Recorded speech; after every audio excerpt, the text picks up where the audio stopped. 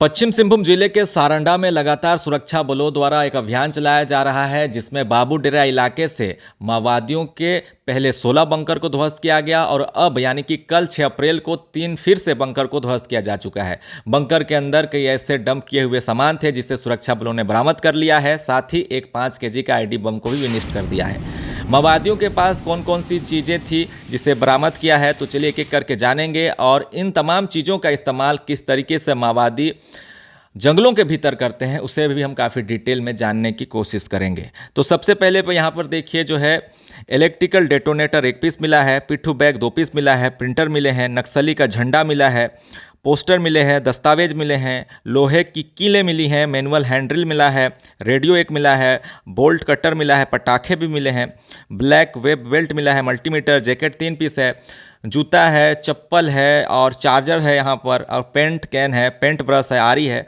और कई दवाइयाँ भी मिली है। साथ में कई दैनिक उपयोग वाले सामान भी मिले हैं। देखिए सबसे पहले हम बात करेंगे इस पेंट के बारे में, जो कि 4 पीस मिला है।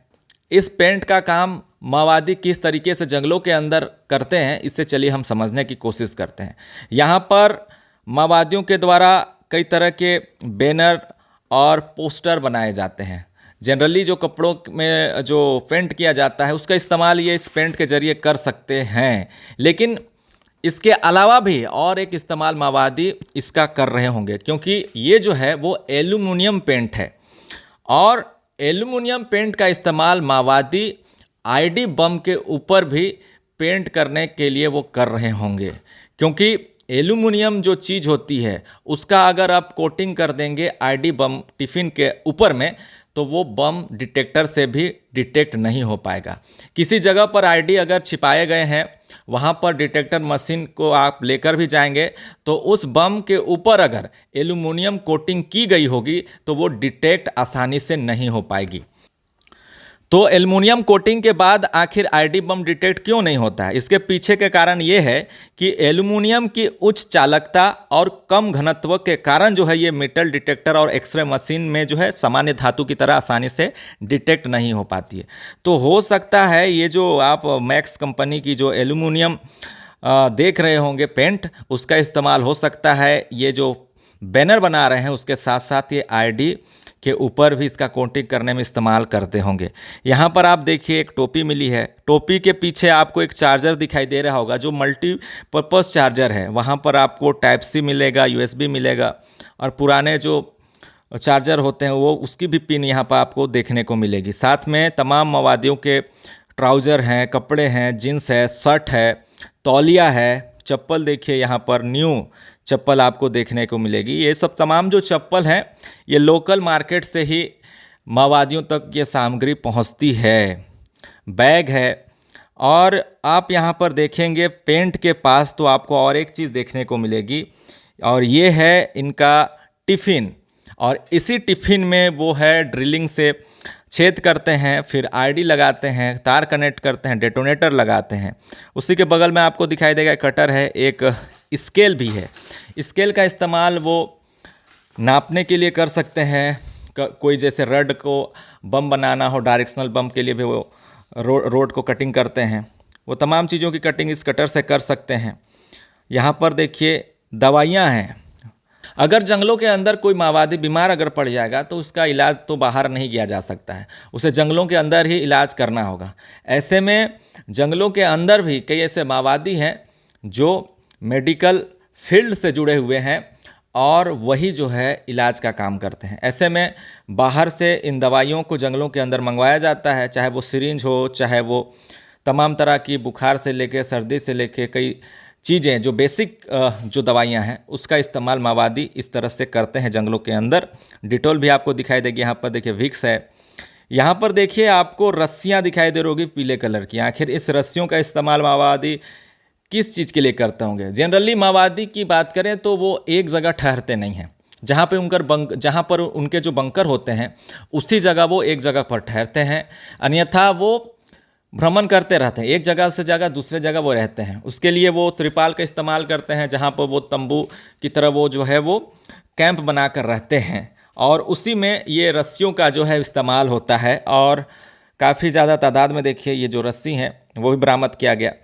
और माओवादी संगठन के जो नेता हैं, बड़े नेता, नक्सलवाद की जो विचारधारा है कहाँ से पनपी, ये भी उनके द्वारा प्रचार प्रसार किया जाता है। अपने जो नक्सल कैडर के लोग जंगल में अंदर होते हैं उनको ये बताया जाता है कि कौन से, चाहे वो लेनिन हो, कार्ल मार्क्स हो, तमाम जो उनके विचारधारा को लेकर आगे क्रांतिकारी आंदोलन कर चुके हैं, उन्हीं की तस्वीरों को बताया जाता है जंगलों के अंदर में कि उनके द्वारा ऐसे किया गया, वैसे किया गया, और प्रेरित करते हैं। और ऐसे में कम उम्र के जो बच्चे हों, चाहे वो नाबालिग हों, उनके माइंड में ये चीज़ डाल दी जाती है कि पहले किस तरीके से नक्सलवाद था और किस कारण से ये नक्सलवाद आया और अभी क्या चल रहा है।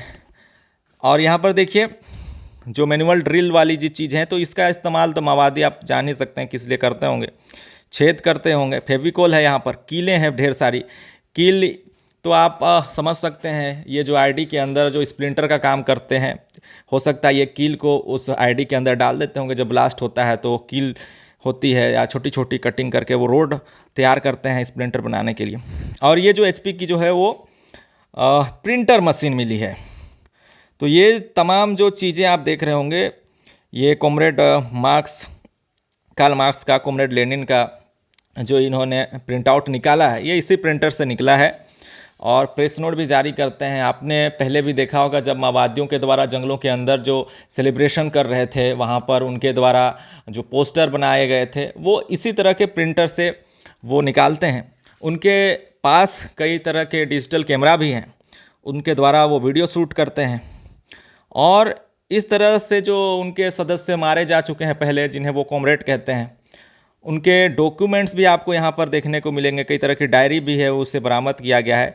और इन डायरी से हो सकता है सुरक्षा बलों को और कई ऐसी चीज़ों की जानकारी मिल पाएगी कि माओवादी किस तरीके से वहाँ पर किन किन चीज़ों पर चर्चा करते हैं, कौन कौन चीज़ें कहाँ से मंगवाते हैं। क्योंकि डायरी के अंदर सारी चीज़ें वहाँ पर लिखी हो सकती है कि कौन लोग उनसे कांटेक्ट में हैं, उन लोगों के फ़ोन नंबर से लेकर उनकी जो एक लाइनअप होती है, एक चेन होता है जिसके थ्रू वो काम करते हैं, जिसके थ्रू कोई भी सामान को जंगलों तक पहुँचाने के लिए वो मदद लेते हैं, वो तमाम चीज़ों की जानकारी हो सकती है इन तमाम डायरियों से मिल जाए। साथ में देखिए यहाँ पर जूते हैं, ब्लैक कलर के जूते हैं, स्पेशली ये जंगल के अंदर पहनते हैं। एक बगल में एक कैन दिखाई दे रही होगी जो कि प्लास्टिक वाले होते हैं, जनरली इससे टांग कर चलते हैं गर्मी के मौसम में। अक्सर माओवादी जो है जंगलों में भ्रमणशील होते हैं और नदी किनारे ही उनका देखने को ज़्यादा मिलता है, जमावड़ा होता है। और सारंडा के ऐसे तमाम इलाके जहाँ पर माओवादी की गतिविधि अभी भी देखने को मिल रही है, वो नदी किनारे ही वो ज़्यादातर वो रहते हैं। नदी से कुछ दूर में पहाड़ों के ऊपर भी वो रहते हैं, प्लेन एरिया में भी रहते हैं। पानी की व्यवस्था वहाँ पर अच्छी होती है, क्योंकि नहाने के लिए पानी चाहिए, खाने के लिए पानी, पीने के लिए, तमाम चीज़ों के लिए पानी की ज़रूरत होती ही होती है। इसके लिए वो जार का बड़ा इस्तेमाल करते हैं। साथ में वो थर्मस भी ले जाते हैं। कई बार आपने देखा होगा डंप किए हुए थर्मसों को भी बरामद किया है सुरक्षा बलों के द्वारा। इस बार थर्मस नहीं मिला है, लेकिन जो भी चीज़ें मिली हैं, लेकिन सबसे इसमें जो है वो चौंकाने वाली यही थी कि एल्युमिनियम की जो वो पेंट है वो बरामद की गई है। हो सकता है इस एल्युमिनियम पेंट से वो एक्सपेरिमेंट कर रहे थे होंगे कि कैसे आईडी बम आसानी से डिटेक्ट हो जा रहा है और कैसे वो सुरक्षा बलों को नुकसान नहीं पहुंचा रहे हैं। इसके लिए नई टेक्निक ईजाद वो कर रहे होंगे, क्योंकि आपने देखा होगा अक्सर उन जंगलों में जो आईडी बिछाए गए हैं उसे सुरक्षा बल के जवान आसानी से डिटेक्ट कर लेते हैं। ऐसे में सुरक्षा बलों के डिटेक्टर मशीन से बचने के उपाय वो कर रहे होंगे ताकि बड़ा नुकसान वो कर सकें। और ये भी बताया जा रहा है कि नए लड़कों को भी जोड़ने की उनकी मुहिम चल रही है। नेक्स्ट वीडियो में हम ये भी बात करेंगे कि कैसे कुछ ऐसे चंद गांव हैं जहां पर माओवादियों के अनमोल का जो दस्ता है वो भ्रमणशील है और कैसे लोगों को जोड़ने की कोशिश की जा रही है और क्या क्या वाकया उन इलाकों में देखने को मिल रहा है। वो इलाका झारखंड और ओडिशा का बॉर्डर वाला इलाका है। उन तमाम गांवों के बारे में नेक्स्ट वीडियो में बताऊंगा विस्तृत रूप से कि कैसे माओवादियों के द्वारा उन इलाकों में नक्सलवाद को पनपने की जगह दी जा रही है और किन किन चुनौतियों का सामना उससे ग्रामीणों को करना पड़ेगा। उन तमाम तरह की बातों का जिक्र मैं नेक्स्ट वीडियो में करूंगा। इसलिए इस तरह की नक्सल अपडेट देखने के लिए जुड़े रहे हमारे चैनल के साथ, देखते रहे न्यूज़ आपका। धन्यवाद।